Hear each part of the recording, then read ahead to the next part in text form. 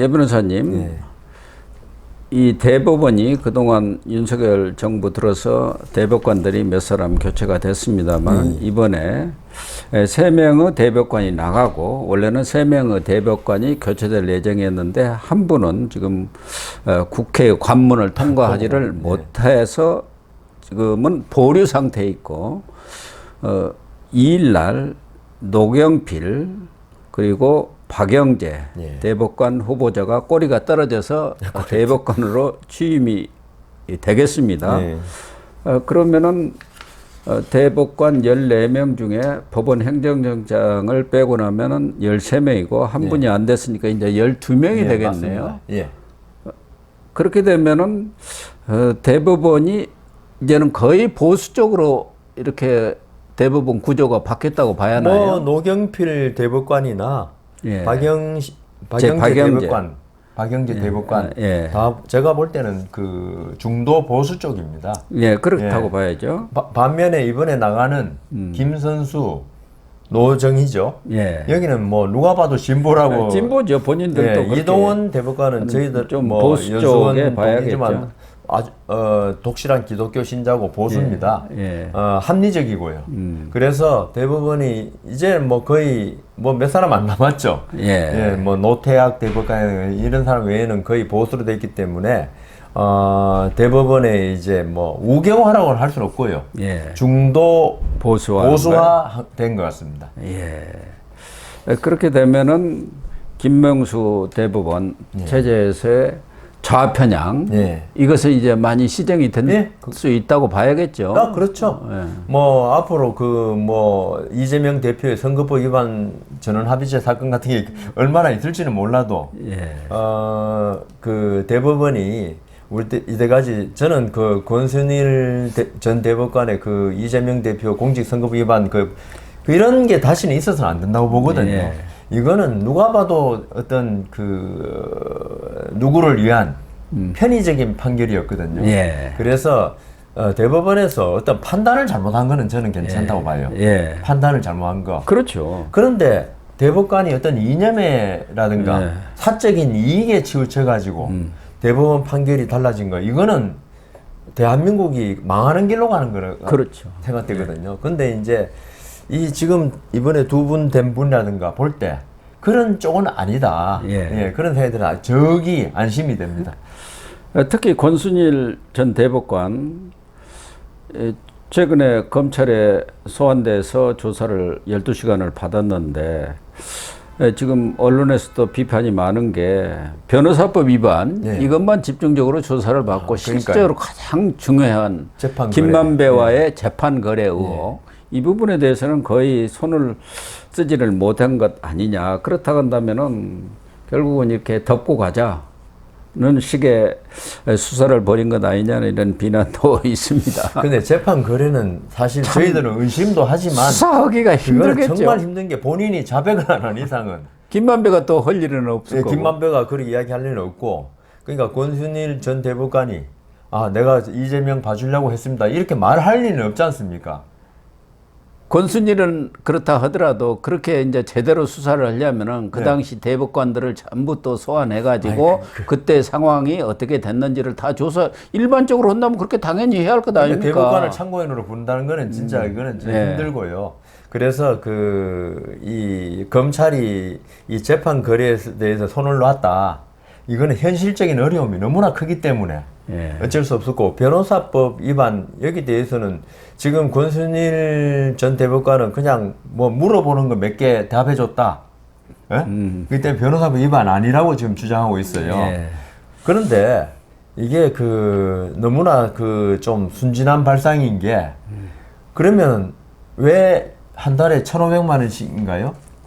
자문료를 왜 줍니까? 그냥 물어도 길 가는 사람한테 물어도 알 수 있는 거 묻는데 이거는, 그리고 법조인이 어떤 법적인 질문에 답하는 거 있죠. 이건 미국에서는 있죠. 큰일 납니다. 미국 판사 중에 누가 묻잖아요. 답해주면 이거 변호사법 위반이 돼요. 그래서 사실은 대법관들은 기자들과 접촉을 하지 않지 않습니까? 하면 안 되죠. 그 대변인을 통해서만 예, 공보관, 그, 예. 공보관이 있지 않습니까? 그렇지 않고 기자들이 와서 묻는 거 다 보고 그러면은 그게 어떻게 되겠습니까? 그러니까요. 그래서 권순일 전 대법관이 지금 변호사법 위반이 아니라고 하는 건 이거는 지금 충분히 아마 그 조사가 될 거고 그다음 기소가 될 가능성이 있어요. 이 부분은. 변호사법 위반이야 뭐 우리 국민들의 관심사는 아닌 것 그렇죠. 같습니다. 재판 거래가 관심사죠.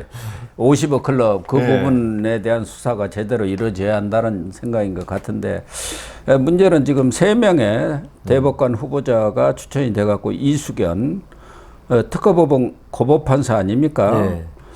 이분에 대해서는 많은 기대를 걸었던 것 같아요. 카이스트를 나와가지고 그렇죠. 또 뭐 이렇게 디지털이라든가 뭐 전산화 이런 분야에 또 상당한 실력을 갖고 있어서 법원의 어떤 그 선진화랄까 첨단화에 기여를 할 걸로 했는데 지금 보류가 된 상태에서 그렇죠.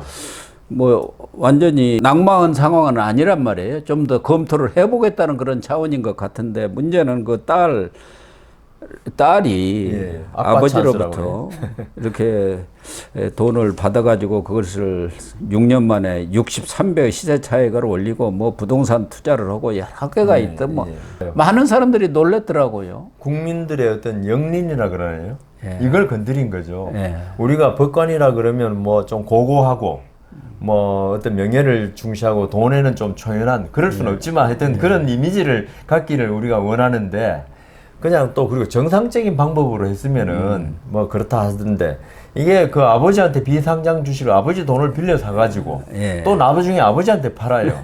이게 제가 볼 때는 이게 증여의 일환이 아닌가.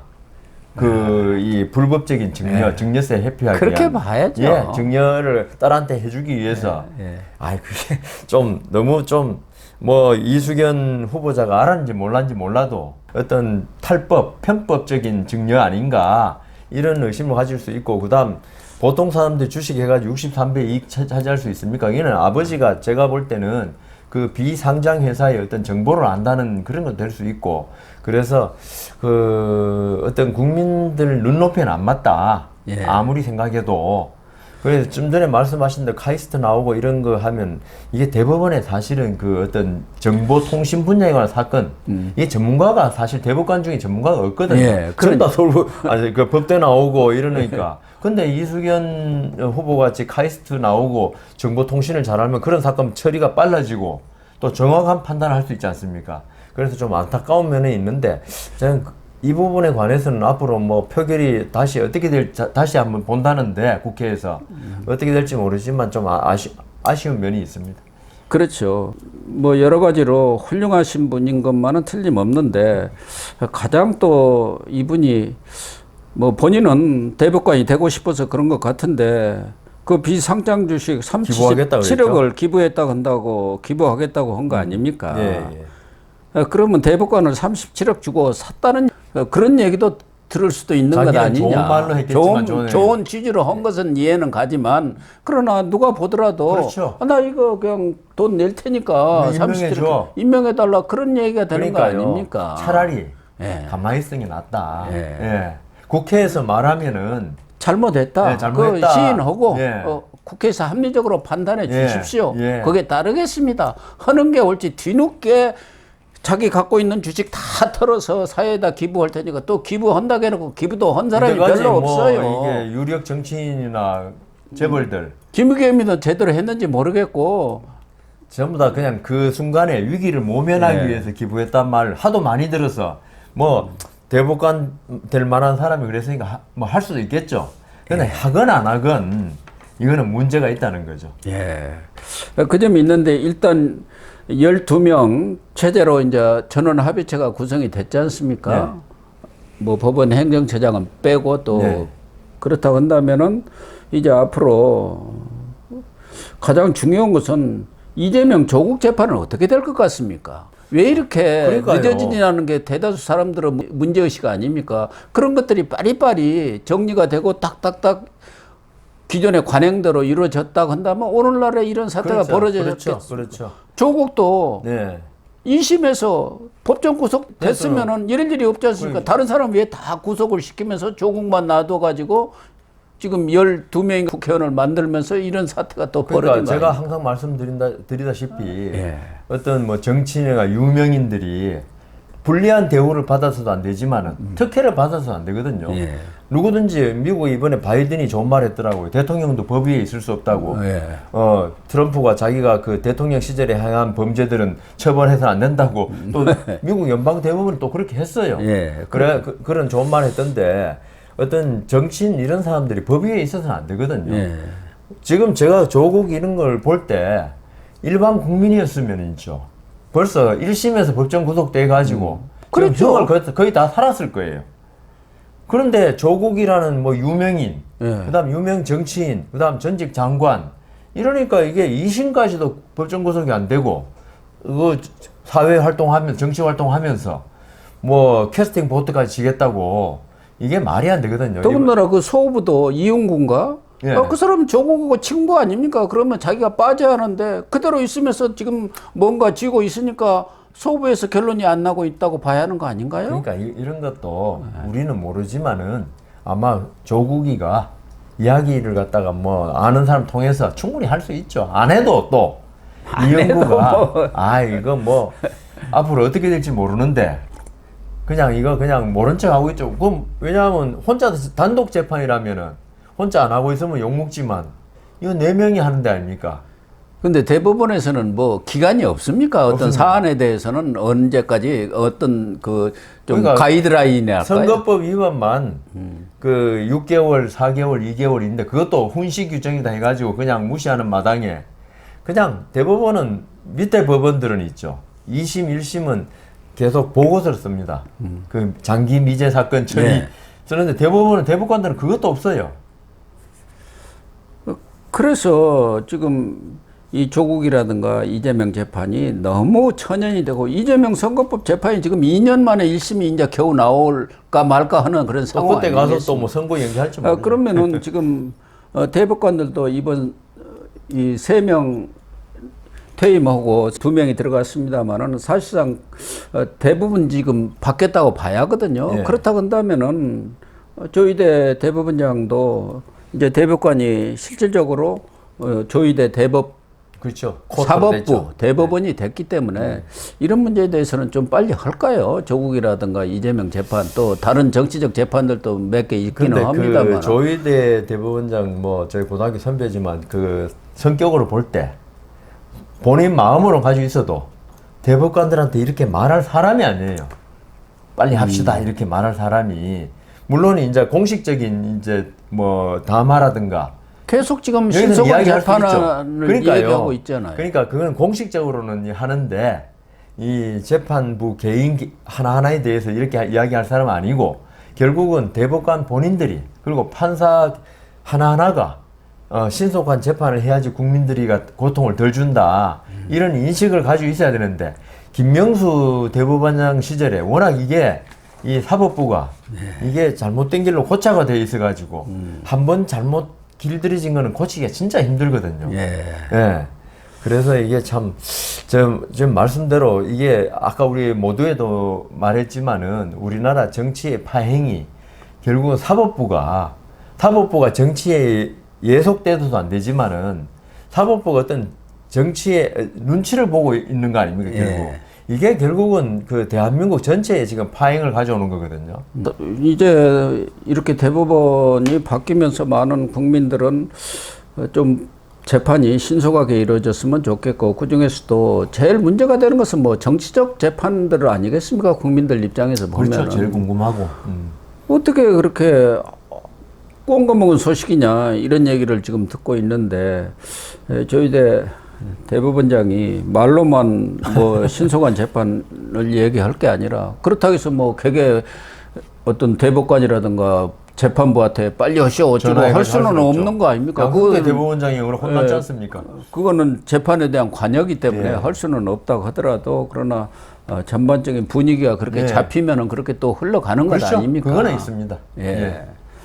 안 되면은 전원 합의체로 넘기세요 한다든가 그런 건 할 수 있는 거 아니지 않습니까? 그 예를 들면 옛날에 이홍훈 대법원장 시절에 그 항소심에서 1심 형사 판결이죠.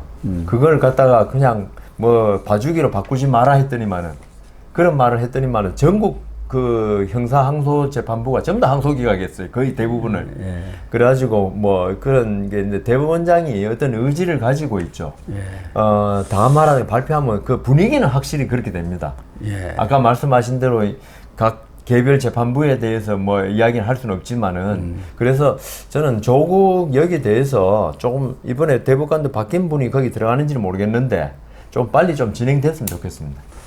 그렇게 돼야겠죠. 예. 그렇지 않으면은 정말 이 사법에 대한 불신까지 국민들이 갖게 될 경우, 그렇지 않아서 지금 많이 땅에 떨어져 있습니다만은 그렇죠. 김명수 사법부 때문에 예. 조희대 대법원에 대해서는 많은 기대를 갖고 있지 했는데 않습니까?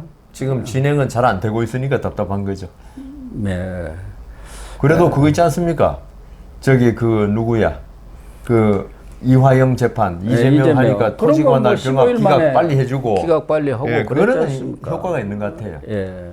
그 이재명 재판 이 부분에 있어서도 지금 신진호 부장판사라든가 그쪽으로 배당하고 그다음 예. 그 인사이동 안 하고 예, 그런 것들 지금 그래서 지금 예, 이렇게 빨리 그 대법원장의 진행이 되고 의지가 있는 그 반영된 거죠. 예. 그것도 지금 이렇게 대법원이 이제 완전히 인적 교체가 거의 이루어진 상황이니까 함께 굴러가야 하지 않겠어요? 예, 그런 맞습니다. 방향으로. 예.